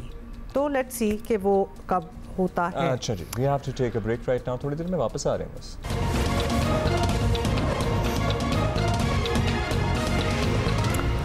Welcome back. अच्छा, कल हम आपको सांगड़ में ऊँटनी की टांग काटने वाले वाक़े का बता रहे थे, और अब इसमें एक बड़ी अपडेट सामने आई है। पुलिस ने बताया है कि वाक़े में कोई वडेरा मुलव्विस नहीं और ये काम किसी और की ज़मीन पर हुआ था। तो ये चीज़ें जो हैं, these were two small landowners who got into a fight। दो छोटे ज़मींदार कह लें, आप किसान कह लें, जिनकी छोटी छोटी ज़मीनें थीं, जिनका आपस का झगड़ा था। जुमे को पेश आया वाक़या। इस वाक़े में गिरफ्तार 6 मुल्ज़िमान को कल अदालत में भी पेश किया गया, जहां पुलिस ने दावा किया है कि 2 मुल्ज़िमान ने जो हम विजुअल्स दिखा रहे हैं इसमें कोई ज़मींदार टाइप नज़र नहीं आ रहा है, ये कोई भारी टाइप जो वर्कर्स होते हैं। Two small landowners basically who got into a fight। अच्छा चलें, ठीक है, सही हुआ होगा। कुल्हाड़ियाँ भी बरामद की गई हैं। अदालत ने 2 दिन का रिमांड भी दिया है, और इसी मौके पर मीडिया से गुफ्तगू में तफ्तीशी अफसर ने वाज़ेह किया कि सोशल मीडिया पर जिसका नाम लिया, वडेरे का नाम लिया जा रहा है, उसका इससे कोई ताल्लुक नहीं है। पीपल्स पार्टी की मकामी क़यादत पहले दिन से ही इस इशू को फॉलो कर रही है, और उनका दावा है कि असल मुजरिम जल्द सज़ा पाएंगे। सांगड़ से ही ताल्लुक़ रखने वाली पाकिस्तान पीपल्स पार्टी की सेक्रेटरी इंफॉर्मेशन शाजिया मरी भी हमारे साथ मौजूद हैं। उनसे बात करते हैं कि एग्जैक्टली क्या यहाँ पर और अभी तफ्तीश और पुलिस की कार्रवाई किस स्टेज पर, किस मरहले पर है। शाजिया साहिबा, thank you for joining us today. अब ये बताइएगा, मुख्तलिफ बातें रिपोर्ट हो रही हैं। एक बेजुबान के साथ जो जुल्म हुआ वो तो सबने देखा, लेकिन किसने किया, इस हवाले से डिफरेंट पर्सपेक्टिव्स हैं या डिफरेंट स्टोरियां हैं जो गर्दिश करती रहीं। आपका ताल्लुक इस इलाके से है, आप हमें एग्जैक्टली बता सकती हैं कि व्हाट रियली हैपेंड हियर, और क्यों नौबत इस बेजुबान को इस वहशियाना तशद्दुद का निशाना बनाने तक पहुंची? फिर बहुत शुक्रिया Huma and Abdullah, and I am really grateful to both of you कि आपने मुझसे इस मामले पर बात करने के हवाले से मुझे ये मौका दिया। बिल्कुल मेरा ताल्लुक सांगड़ से है, और ये जो इलाका है वो मेरे हल्का इंतखाब में है। So I am the member national assembly from here, और इसीलिए मैं जैसे ही मुझे ये खबर मिली तो मैं फ़ौरन जो है इस मामले की तह तक भी पहुंचने की मैंने कोशिश की, और साथ ही साथ जो ज़ख्मी ऊँट है उसको हमने इलाज की उसकी कोशिश की। फर्स्ट एड पहुंचाई, फ़ौरन डॉक्टर्स की टीम पहुंचाई, उसको उठाकर शेल्टर होम जो animal shelter CDRS Karachi, CDRS Benji Karachi है, वहाँ हम ले गए। और गो के at that time I was in Islamabad for the budget session, but my sister and I were on the case, because हम वेट नहीं कर सकते। मेरा हल्का है तो आई फील दैट रिस्पॉन्सिबिलिटी कि कोई भी ऐसी चीज़ गलत हो रही हो, I need to investigate, I need to see कि कहाँ गलती हो रही है, कहाँ ज़्यादती हो रही है, और कैसे उसे जस्टिस दिया जाए। खैर उसके बाद तो media social media, not media, उस पर वायरल और फिर बहुत सारे वर्जन स्टोरी के आए, and I don't blame anybody because sitting far away people will believe जो पोर्ट्रे किया जा रहा है या जो एक परसेप्शन दिया जा रहा है। देखिए, आपने दुरुस्त फरमाया कि 2 लैंड ओनर्स थे, उनके आपस में कब से ये इख्तलाफ चल रहा था कि एक का जानवर दूसरे के पास चला जाता है, वो एहतजाज करता है, ये होता रहा। फिर वो एक बच्ची जो कैमल है 7-8 मंथ्स की, वो एक ये लैंड ओनर है बाय द वे, वो जो जिसका कैमल है ना, वो किसान नहीं है, वो मालिक है वहां पर उस जमीन का। उसकी ऊँटनी बच्ची वहां चली जाती है और उसके साथ ये बर्बरियत होती है, ये ज्यादती होती है, ये वहशियाना रवैया अख्तियार किया जाता है। तो इसकी मैं जितनी भी मजम्मत करूं कम है, इसकी तकलीफ, इसका दुख मैं आपको अल्फाज में बयान नहीं कर सकती हूँ। I mean this was so painful. अच्छा, उसके बाद ये होता है कि ओनर की भी तो जिम्मेदारी देखिए ना वो पुलिस के पास जाता है, राइट, ना वो डॉक्टर के पास जाता है। देखिए शादी साहब, ये पास जाता है जी, ये जो दो पार्टीज थी, दो लैंड ओनर्स का डिस्प्यूट था बेसिकली, ये आइडेंटिफाई हो गया है कि कौन है एग्जैक्टली, ताकि डेफिनेटली अब सजाएं होना बहुत ज़रूरी है ताकि ये दोबारा ना हो। दूसरा ये, हम इस डेयरिंग एक्ट पे भी थोड़ा सा परेशान हैं कि इतना गुस्सा, इतनी एनिमोसिटी कि कोई किसी के खेत में घुस जाए और वो उनकी उठनी की टांग काटते, तो ये भी जरा हमें दिस इज वेरी अनफॉर्चुनेट। पहले मैं आपका लेटर जो पार्ट है उसको एड्रेस करूंगी कि इतना गुस्सा, मतलब एक और उसके दूसरे दिन ही वाकया हुआ कि एक मालिक ने अपने गधे की 2 टांगे तोड़ दी, और जिस बेदर्दी से वो तोड़ी, I have seen it myself, I can not tell you, मैं आपको बता नहीं सकती मुझे कितनी तकलीफ हुई। उसके मुंह पर पूरे जख्म है, उसकी टांगे टूटी हुई हैं, वो 2 अपनी टांगों पे खड़ा है, you know it's very painful. मैं बहुत, मतलब वो ओनर ने ये, I don't know what is happening, ये तो फिर शादिया साहिबा ये जरूर बताएं क्योंकि दिस इज कंसर्निंग। अब आपने एक गधे के दोनों कान काट दिए, मतलब ये हद देखें कि हमारी intolerance, we are literally an animal hating nation, और we need anger management, मतलब ये डेफिनेटली ये फ्रस्ट्रेशन ही है इंसानों की जो निकल रही है जानवरों पे। और शादी साहिबा, ये जो मुतासरा शख्स है जिसका आप कह रही हैं कि ये फर्स्ट एड, जी प्लीज, 6 लोग गिरफ्तार हैं। मैं अभी डॉन की, because when I was talking to you, I wanted to get an update also. I don't like speaking without facts and update. So the update latest was that 6 लोग जो arrest हुए हैं उनका रिमांड फिर से दिया गया है।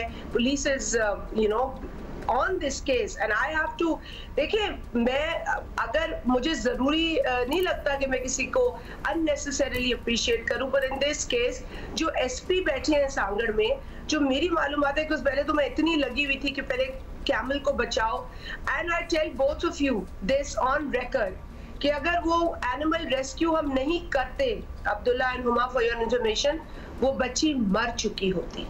आई एम टेलिंग यू, एंड मुझे बड़ा दुख हो रहा है ये बात कहते हुए भी, but this was the reality. वो धूप में सड़ती रही, मालिक टांग लेके वीडियो बनाता रहा, he didn't go to the doctor, he didn't go to the police. So he said कि he went to a police नाका, वो कहता है जी मैं नाके पे गया था टांग लेकर, वो टांग लेकर वीडियो बनाने की नौबत उसकी इसलिए आई बिकॉज़ उसके मुताबिक पुलिस ने उसकी मदद नहीं की। सो पुलिस से भी आप लोगों ने पूछा कि भाई जब ये शख्स आया था, why didn't you help him? Hamid Mir साहब ने मुझे एक वॉइस नोट भेजा, क्योंकि मेरी उनके साथ ये बात हुई। I give him an update on this also, and I am grateful कि उन्होंने मुझे टैग भी किया और उन्होंने मुझ पे इत्माद भी करते हुए कहा कि I am sure she is gonna handle this because she is the representative. वो जो वॉइस नोट है, वो एक सहाफी है जो उसको फोन कर रहा है और उससे कुरेद रहा है कि भाई किसने किया है बता दो। कहता है मुझे नहीं पता किसने किया है। उसने कहा भाई आइडेंटिफाई करो, पुलिस को बताओ। कहता है पुलिस ने एफआईआर कर दी है। तो उसने कहा तुम गए पुलिस के पास? कहता है नहीं, मैं नहीं गया। You see, देखिए हमें अल्लाह को जवाब देना होता है, सच झूठ का फैसला तो खुदा ही करेगा। हम कितनी भी स्टोरीज बना रहे। अच्छा शादी साहिबा, ये out of curiosity we just want to know कि सांगड़ में कोई वेटरनेरियन क्लिनिक, हॉस्पिटल, कोई इस किस्म की सहूलत है जहां वो लेके जाता अपनी ऊंट को?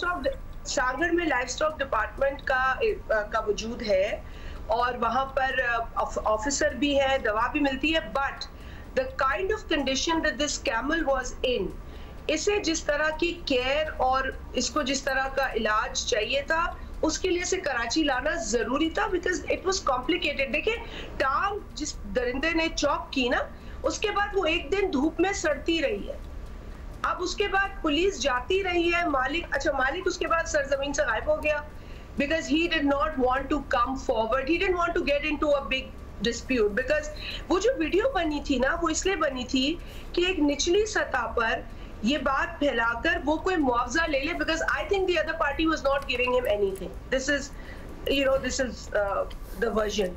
that I'm giving you. You can go double check it, but please do double check it. Do talk to the police. Do talk to the vets who had gone there, because everybody has put in a lot of effort. Got it.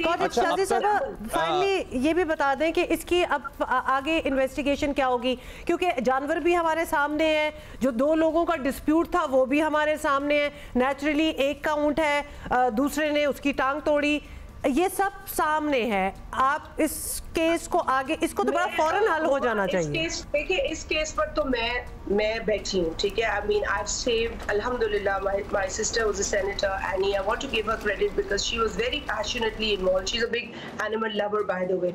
She was very passionately involved in this.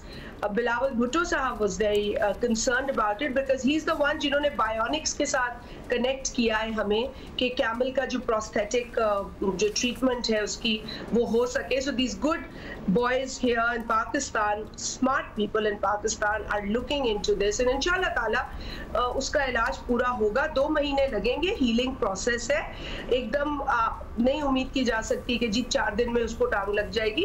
2 महीने का कम से कम भी healing process है।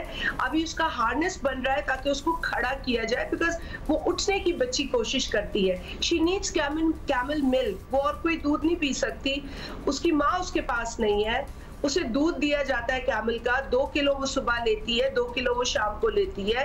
उसको ये खुराक देनी जरूरी है, उसको विटामिन्स दी जा रही है। So now that she is in good hands, we hope that she recovers soon. Yes, what I'm trying to tell you both here कि yes, Huma, what you were saying earlier, ये जो aggression हम जानवरों के ऊपर निकाल रहे हैं ना, इसको हमें मिलकर एक कैंपेन करके इसको कुछ एड्रेस करने की जरूरत है। जो लोग इसके पीछे हैं 6 अफराद, अब वो 6 में से कौन एग्जैक्टली करने वाला है, सजा तो उसी को मिलनी चाहिए जिसने ये अमल किया।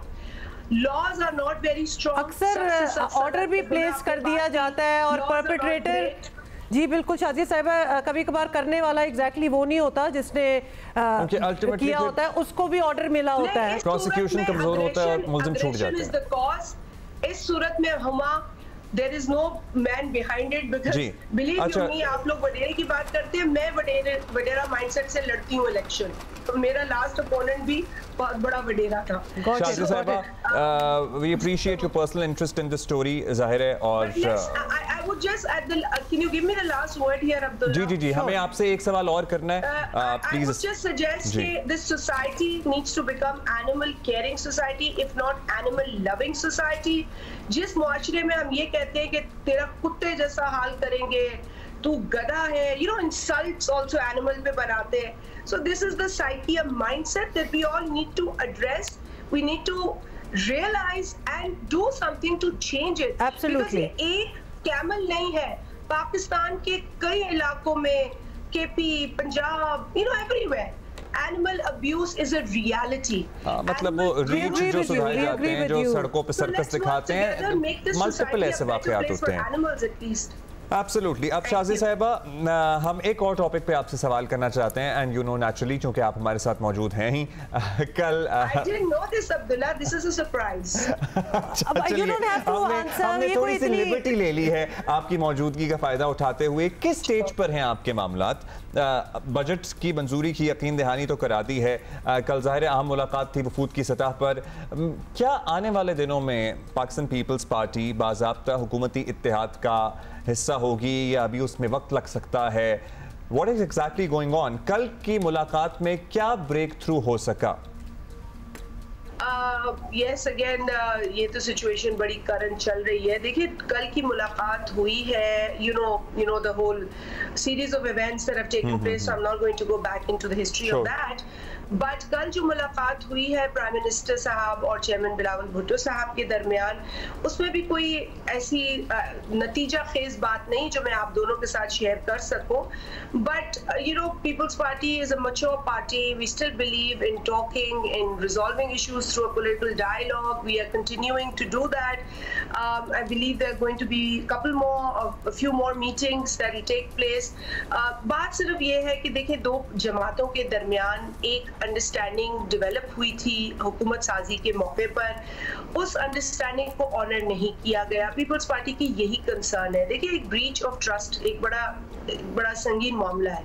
सो आपने अगर आगे का रिलेशन बिल्डअप करना है, स्ट्रेंथन करना है, तो कुछ फाउंडेशन की तरफ देखना है। Foundation was laid at the time of formation of this government और उसको रिस्पेक्ट नहीं किया गया। मैं प्राइम मिनिस्टर साहब से उम्मीद रखती हूँ कि वो मामला को सुलझाने में अपना किरदार अदा करेंगे, because the government is very much responsible for making things happen.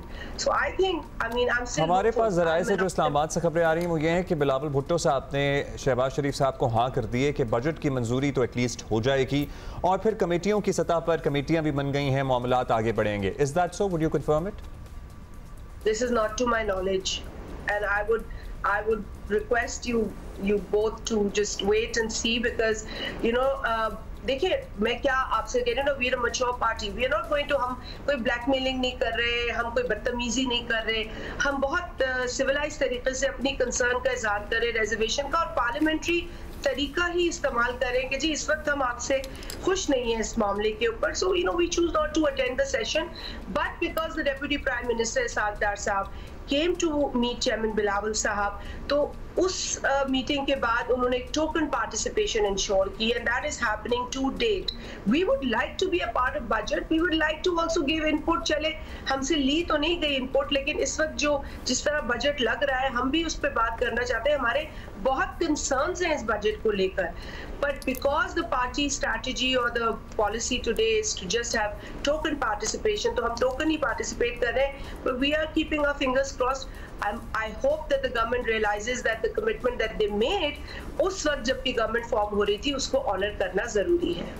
बहुत शुक्रिया शाजिया मरी साहिबा फॉर बीइंग दिस मॉर्निंग, और आपने ये भी अपना जवाब दे दिया। अच्छा, अबाउट दिस मीटिंग हमारे ऑब्वियसली और भी सवाल हैं, तो अब दूसरा एक पर्सपेक्टिव भी लेते हैं। As an Peoples Party is a part of the government, but not like literally एक इत्तेहाद है, लेकिन PMLN ही है जो गवर्नमेंट है। वजीर आजम के सियासी मुशीर हैं राना सनाउल्लाह, वो हमारे साथ मौजूद हैं, उनसे भी मालूम कर लेते हैं। शाजिया मरी साहिबा ने हिस्सा भी थे। शाजिया मरी साहिबा ने कैटेगोरिकली कह दिया है कि उनके वो सेक्रेटरी इंफॉर्मेशन है by the way Pakistan Peoples Party की, उन्होंने कहा है कि जी उनके नॉलेज में नहीं है कि कोई ऐसा ब्रेक थ्रू हुआ है या अग्रीमेंट हुआ है, अभी it is too early to say anything और कमेंट अबाउट एनीथिंग।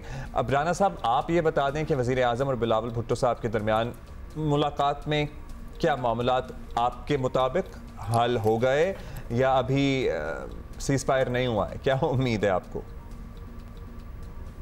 जी, ये कल जो हमारी मीटिंग हुई है वज़ीर आज़म और बिलावल भुट्टो ज़रदारी साहब की, वो बहुत ही खुशगवार माहौल में हुई है और तमाम हुकूमती मामलात के ऊपर जो है वो सैर हासिल डिस्कशन हुई और लीडरशिप ने एक जो है वो उन्होंने एक लाहेअमल एक जो है वो सिमत दी और उसके बाद फिर 2 कमेटीज़ जो है वो उन्होंने तरतीब दी हैं, जिनमें कल जो है वो उनका इजलास जो है वो होगा, तो उसमें इंशाअल्लाह ताला सारे मामलात को बैठ के अफ़हाम व तफ़हीम के साथ उनको रिजॉल्व किया जाए। चलें, दैट्स गुड। आपको ये लग रहा है राना साहब, लेकिन ये बताएं कि पीपल्स पार्टी ऑब्वियसली आपकी इत्तेहादी जमात है, सबसे बड़ी हुकूमती पार्टनर है, लेकिन बाकायदा हुकूमत में नहीं है, काबीना का हिस्सा नहीं है, तो आप के ख्याल में क्या अब वक्त आ गया है कि तमाम इत्तेहादी जिम्मेदारियां जो हैं उनको डिवाइड किया जाए, तकसीम करें पावर्स और इख्तियारात के साथ, ड्यूटियाँ भी ऑब्वियसली सब अदा करें, everybody should be a part of it? जी, तमाम ज़िम्मेदारियाँ तकसीम हैं, सिर्फ ये है कि उन्होंने कैबिनेट पोजीशन जो है वो नहीं ली और वो भी मामला अंडर डिस्कशन है और हो सकता है कि पीपल्स पार्टी की जो सेंट्रल एग्जीक्यूटिव कमेटी है उसका दोबारा जब अजलास हो तो उसमें वो उस मसले को रखें और जो पहले से फ़ैसला हुआ है उसको रिव्यू कर लें। बाकी वो तमाम हुकूमती मामलात में पूरी तरह से शामिल हैं, पूरी तरह से हुकूमत का वो हिस्सा है, हर चीज़ जो है वो बाहमी मुशावरत से हो रही है। आज भी जो मीटिंग हुई है तो वो हुकूमती अमूर से मुतल्लिक़ ही हुई है, उसमें कोई प्राइवेट या पार्टी अफेयर तो डिस्कस नहीं हुए, हुकूमती मामलात ही डिस्कस हुए हैं, बजट डिस्कस हुआ है, पंजाब गवर्नमेंट से मुतल्लिक़ मामलात जो है वो डिस्कस हुए हैं, तो इसलिए पीपल्स पार्टी पूरी तरह से ऑन बोर्ड भी है और हुकूमत में शामिल भी है। अच्छा, अब राना साहब पीपल्स पार्टी तो चलें साथ है ही अभी तक, लेकिन तहरीक इंसाफ तो लगता है आपकी हुकूमत गिरा कर ही छोड़ेगी। अब खैबर पख्तूनख्वा से बड़ा वाज़ेह पैगाम है कि उनके पार्लियामेंटेरियंस बज़ाते खुद ग्रिड स्टेशंस की वफाकी अमलदारी को चैलेंज कर रहे हैं। आपको लगता है कि ये मामला आगे बढ़ेगा या मोहसिन नकवी साहब या लगारी साहब मैनेज कर लेंगे इसको? देखें, मेरी ज़ाती राय में जो KPK में वाक़यात हुए हैं दूसरी मरतबा कि उन्होंने ग्रिड स्टेशन के ऊपर जाके कब्ज़ा किया और वहाँ पे जो है वो फिर मामलात को ख़ुद रेगुलेट किया। देखें, ये लोड शेडिंग की बात नहीं है, लोड शेडिंग होती रहती है बिल की कम अदायगी की वजह से या बिजली चोरी की वजह से नहीं होनी चाहिए, इसके ऊपर बात भी होनी चाहिए। एहतजाज भी बिल्कुल एक जमहूरी मुआशरे में आइन और कानून इजाज़त देता है, एहतजाज करने का भी हर किसी को हक़ है, लेकिन एक लिमिट में। लेकिन ये जो अमल वहाँ पे हुआ है, जो ग्रिड स्टेशन के ऊपर जाके काबज़ होने वाली बात है, ये बिल्कुल एक्सेप्टेबल नहीं है और ये तो रियासत की रिट को चैलेंज करने वाली बात है। अगर इस चीज़ को जो है वो गवारा किया जाए या इस चीज़ को अलाउ किया जाए तो फिर तो किसी गवर्नमेंट की भी जो है वो कोई रिट नहीं रहेगी। ये सिर्फ वफाक की रिट की बात नहीं है, सूबाई हुकूमत जो है वो भी कल को फिर ऐसे ही मामलात उन्हें भी दरपेश होंगे, उनके ख़िलाफ़ भी जो है वो किसी बात के ऊपर एहतजाज हो सकता है, डिस्ट्रिक्ट गवर्नमेंट के ख़िलाफ़ जो है वो एहतजाज हो सकता है। तो इसलिए रियासत की रिट को चैलेंज जो है ये किसी तौर पे भी जो है वो इसको एक्सेप्ट नहीं किया जाना चाहिए। मैं समझता हूँ कि हमारे इंटीरियर मिनिस्टर और वज़ीर तवानाई ने जो पहली दफ़ा जब ये वाक़या हुआ तो उन्होंने इसके ऊपर कोई लीगल एक्शन नहीं लिया और बैठ के प्रेस कॉन्फ्रेंस कर ली और कॉम्प्रोमाइज़ किया और ये तवक्को की कि आइंदा नहीं होगा, और अब ये दूसरी मरतबा हुआ है और दूसरी मरतबा भी शायद इसी किस्म का रवैया है। तो मैं तो बिल्कुल इस रवैये से मुत्तफ़िक नहीं हूँ और मैं समझता हूँ कि रियासत की रिट जो है वो हर कीमत पे कायम रहनी चाहिए। ये सिर्फ किसी हुकूमत की ज़रूरत नहीं है, ये जो है रियासत की ज़रूरत है, ये कौम की ज़रूरत है, क्योंकि इस रिट के बगैर तो फिर जो है वो पूरा मुआशरा जो है एक अफरा तफरी और अनारकी के सुपुर्द हो जाएगा। हाँ साहब, रिट को चैलेंज नहीं होने देंगे वाला मामले से बात आगे चलेगी। ये रिट को चैलेंज ही किया जा रहा है और ये हो रही है, इसको आप देख लें। तो आप ये बताएं कि अब अगर आप खैबर पख्तूनख्वा हुकूमत आपकी बात नहीं मानती तो और कोई कॉम्प्रोमाइज़ वगैरह भी नहीं करते तो फिर क्या ऑप्शन होगा आपके पास? क्योंकि ऑब्वियसली वज़ीर आज़म के मुशीर हैं आप, क्या मशवरा देंगे?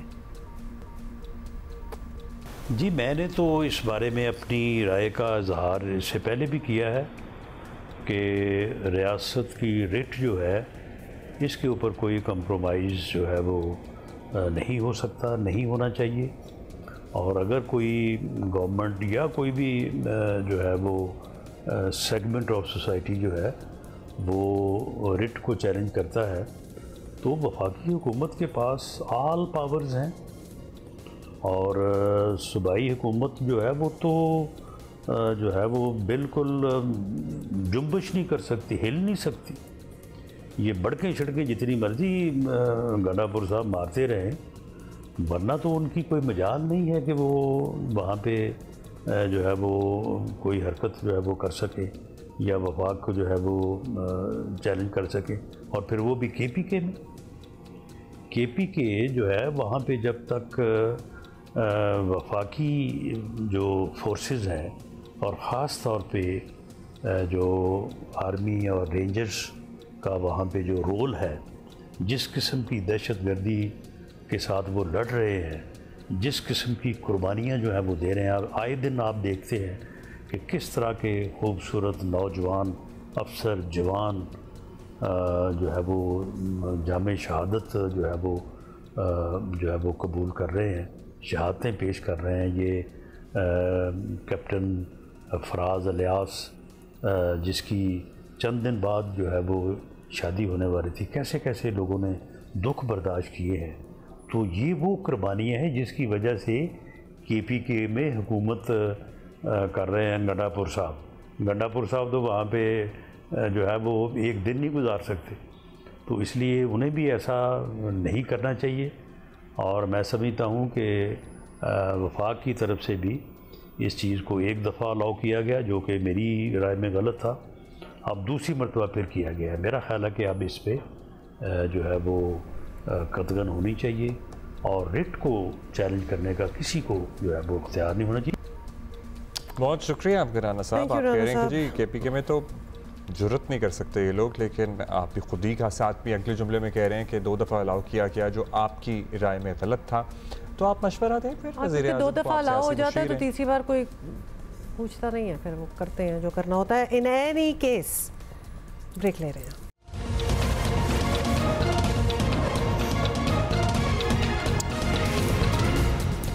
अच्छा, बहुत से आपने सेलिब्रिटीज़ के इंटरव्यू देखे होंगे और आजकल एक और बहुत ही वर्ल्ड वाइड ग्लोबल सेलिब्रिटी हैं दिलजीत। उनका इंटरव्यू में देख रहा था और उन्होंने उनसे किसी ने कैजुअली कह दिया, वो काफ़ी बिग ग्लोबल सेलिब्रिटी है, मैंने यही कहा, बहुत बड़ी ग्लोबल सेलिब्रिटी हैं और क्या कहूँगा। उनका इंटरव्यू में देख रहा था और उनसे किसी ने पूछा कि कोई एक मशवरा जो आप देना चाहें अपने फैंस को, लोगों को। उन्होंने कहा कि काश मैं ज़िंदगी में योगा कई साल पहले शुरू कर देता। अच्छा, कई साल यानी आप कई साल पहले शुरू कर देता। आज हम आपको कन्विंस करेंगे कि जिन्होंने नहीं अभी तक शुरू किया वो शुरू कर दें। इसके बड़े बेनिफिट्स हैं और आज का दिन भी मनाया जा रहा है अक़वाम मुत्तहिदा के तहत। आज जो है वो योगा का आलमी दिन मनाया जा रहा है। जिस्मानी और जहनी सेहत की ये एक एक्सरसाइज है और हमारे ही खित्ते से हज़ारों साल पहले शुरू भी हुई थी। तो हम थोड़ी सी ओनरशिप भी इसकी ले सकते हैं और ख़ुद को रिलैक्स और फिट रखने के लिए दुनिया भर में लाखों लोग जो हैं वो योगा करते हैं। अच्छा, ये जो फॉर्म ऑफ योगा आप अपनी स्क्रीन पर देख रहे हैं, this is called aerial yoga. आपने योगा के सेशंस शायद कभी अटेंड भी किए हों, पब्लिक पार्क्स में भी होते हैं, लेकिन एरियल योगा शायद ही आपने कभी पाकिस्तान में होते हुए देखा हो या सुना हो कि पाकिस्तान में एक्चुअली एरियल योगा भी सिखाया जाता है या होता है या प्रैक्टिस हो रहा है। मैं फिटनेस का एक और लेवल ही लग रहा है कि अगर आपको इस तरह ही लटकना हो एंड ऑल दैट। एनीवे, ज़्यादा हमें बता रही हैं कोमल खाकान ने आज हमें ज्वाइन किया है in the studio. Aerial yoga instructor है, टीच करती हैं यहाँ और ऑब्वियसली खुद तो करती हैं। Komal, welcome to our show. Your interest in yoga, पहले तो ये बता दें कि क्यों, व्हाई डिड यू थिंक कि मुझे योगा करना चाहिए? अच्छा, तो ऐसा है कि मैंने नॉर्मल ट्रेडिशनल योगा से स्टार्ट नहीं लिया। मैंने स्टार्ट लिया ही एरियल योगा से। क्योंकि जो एरियल योगा है वो ब्रांच है योगा की। However it utilizes a hammock और a swing to perform different poses or exercises while you're suspended in the air. And poses and exercises are similar to what we see in usual regular yoga या कुछ addition है इसमें? बिल्कुल, they are very much similar, लेकिन क्योंकि आपके पास support होती है हैमर की तो आपके स्ट्रेचेस जो हैं वो आपको मतलब रेंज ऑफ मोशन ज़्यादा मिलेगी। प्लस आपको कई चीज़ों में सपोर्ट मिलेगी। कई लोगों को नेक इश्यूज़ हैं, बैक इश्यूज़ हैं, तो आपको फैब्रिक जो है वो सपोर्ट देगा। प्लस ये कि yoga is a way of healthy living, ठीक है, वो पूरी एक आर्ट और साइंस है हेल्थी लिविंग की।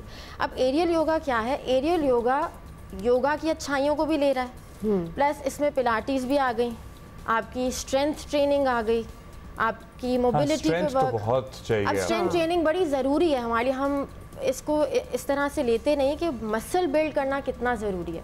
वो मसल कैसे बिल्ड होगा? वो योगा के साथ साथ अगर आप एरियल योगा की भी क्लास ले लेते हैं, अगर आप हफ्ते में 2 दिन नॉर्मल योगा करें और 2 दिन आप एरियल योगा करें, तो आप अगर योगा में अपनी फ्लेक्सिबिलिटी पे काम करें, अपनी ब्रेथ वर्क पे काम करें, तो एरियल योगा में आप अपनी स्ट्रेंथ पे काम करें। अच्छा, हमने कोमल ये देखा है कि योगा एरियल योगा नहीं, वैसे योगा जो है उसमें एज इज़ नॉट अ बार। बहुत ही एजेड लोग भी होते हैं जो काफ़ी सालों से कर रहे होते हैं और they continue with that as well. अब आई एम जस्ट थिंकिंग कि एरियल योगा में जो हम वीडियोस भी देख रहे हैं, यंग लोग ही हैं, वरना तो एक खौफ ही हो कि कहीं चुक ना निकल आए तो गर्दन ना मुड़ जाए। बिल्कुल, तो ये यंग लोगों के लिए होता है। That's a very good question और बहुत अच्छा है कि आपने पूछा। So I can clear it out here. No, it does not have an age limit. मेरी क्लाइंट है जो 60 ईयर ओल्ड है। अच्छा, मुझसे भी बड़ी एज की उनकी बेटी हैं। तो अनफॉर्चुनेटली मैं हर किसी को तो नहीं राज़ी कर सकी कि हम नेशनल टेलीविजन पे दिखा सकें ऐसा, but she 60 years plus, so there is no age limit and also there is no weight limit। क्योंकि अक्सर इस कपड़े को सीलिंग से लटकता हुआ देख के लोग कहते हैं हम तो गिर जाएंगे, ये तो सीलिंग से गिर जाएगा कपड़ा, हमारा वजन कैसे उठाएगा? So no, there is no weight limit. And when you talk about weight limit, so आप जितने भी भारी हों आप चलें एरियल योगा कर सकते हैं, but a lot of people also pursue any kind of fitness related activity to lose weight। वजन कम करना मकसद होता है, प्राइमरी मकसद वही होता है लोगों का। सो क्या इसमें भी वजन कम होता है? बिल्कुल, मैं उस पर आ रही हूँ। हुमा ने मुझसे पूछा कपड़े का, तो कपड़ा is sort of a silk, खास कपड़ा होता है। फिर हम आते हैं वज़न पे। अब ये भी बड़ा टेक्निकल क्वेश्चन है अब्दुल्ला, अब ये भी लोग नहीं समझते। मुझे भी जब क्लाइंट्स मैसेज करते हैं, सो दे आस्क मी के विल वी लूज वेट, तो my answer to that is losing weight is a by product. इसमें आके क्या होगा कि you will build muscle, you will get लीन.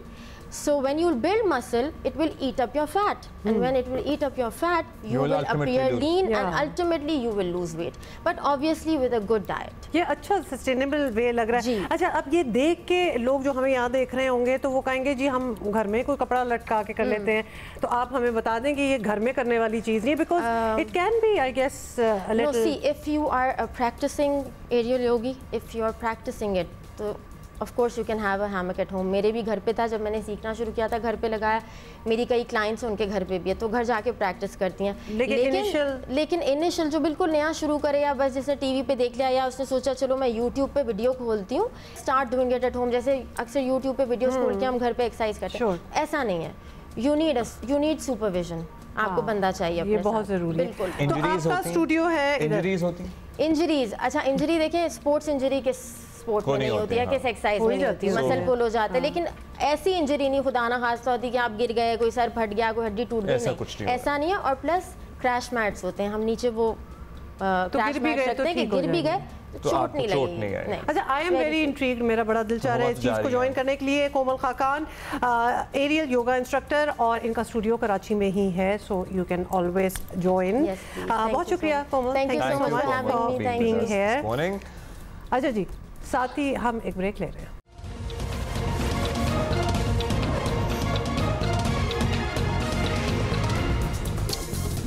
भाई हुआ ये कि इस ईद पर ट्रांसपोर्टर्स को मजबूर मुसाफिरों से लूटमार की खुली छूट ना मिली। पंजाब और सिंध हुकूमत ने मुनाफाखोरों को लगाम डालने की कोशिश की है, बहुत अच्छा किया, लेकिन अब एक कदम और आगे जाना होगा, किराए भी कम कराने होंगे। रिवायत रही है कि ईद के त्यौहार पर बड़े शहरों से अपने आबाई इलाकों को जाने वालों से ट्रांसपोर्टर्स दुगने तिगने किराए लेते हैं। वापसी पर भी यही सलूक होता है, लेकिन इस बार पंजाब और सिंध हुकूमत ने पहले ही ऐलान कर रखा था कि ऐसा होने नहीं देंगे हम।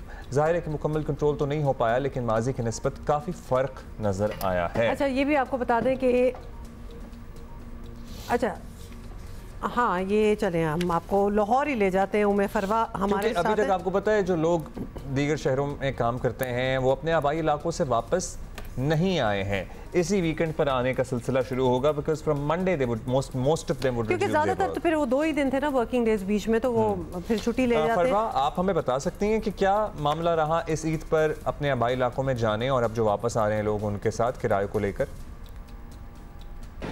हुकूमत की जानिब से पेट्रोलियम मसनूआत में जून के महीने में 2 दफ़ा कमी की गई, एक यकम को और उसके बाद 16 जून को। लेकिन देखने में ये आया जो किराए हैं उनमें कमी उसके उस तरह से कमी नहीं आई जिस तरह से पेट्रोलियम मसनूआत में कमी की गई। यकम जून को जब पेट्रोलियम मसनूआत में कमी आई तो देखने में ये आया कि ट्रांसपोर्ट मालकान जो थे उनके जानिब से 5 से 10% किरायों में कमी की गई। लेकिन जब 16 जून को पेट्रोलियम मसनूआत में कमी की गई तो उसके बाद से कोई भी किरायों में कमी नहीं आई। और यही वजह है कि जब लारी अड्डे का हमने विज़िट किया, यहाँ पर जो मुसाफिर दूसरे शहरों में जा रहे थे, चाहे वो AC की बसें थी या नॉन AC बसें थी, तो उन्होंने ज़्यादा किराया लिए जाने की ही शिकायत की है। और उनका यही कहना है कि यहाँ पर कोई भी किराए में मामूली सी भी कमी देखने में नहीं आ रही है। पब्लिक ट्रांसपोर्ट ओनर्स एसोसिएशन है, उनका ये कहना है कि जब यकम जून को पेट्रोलियम मसनूआत में कमी की गई तो हमारी जानिब से 5 से 10% जो है वो किरायों में कमी की गई थी। लेकिन जब 16 जून को पेट्रोलियम मसनूआत में कमी आई तो हम लोगों ने बिल्कुल भी ट्रांसपोर्ट में कोई कमी नहीं की, क्योंकि उनका ये कहना है कि हुकूमत की जानिब से दबाव डाला गया। प्रॉब्लम ये इस चीज़ की हम निशानदेही बार बार करते हैं कि जब चीज़ें ऊपर चली जाती हैं ना, प्राइसेस वगैरह, तो बड़ा ही मुश्किल है। मतलब ये बार बार इस किस्म की उनको यकीन दहानी करानी पड़ती है, उनकी अटेंशन लानी पड़ती है कि प्लीज़ आप नीचे ले आएँ अपने। कल हम बाकी शहरों से भी अपडेट मालूम करने की कोशिश करेंगे, कल नहीं, मतलब मंडे को इंशाल्लाह। We can see you. Bye.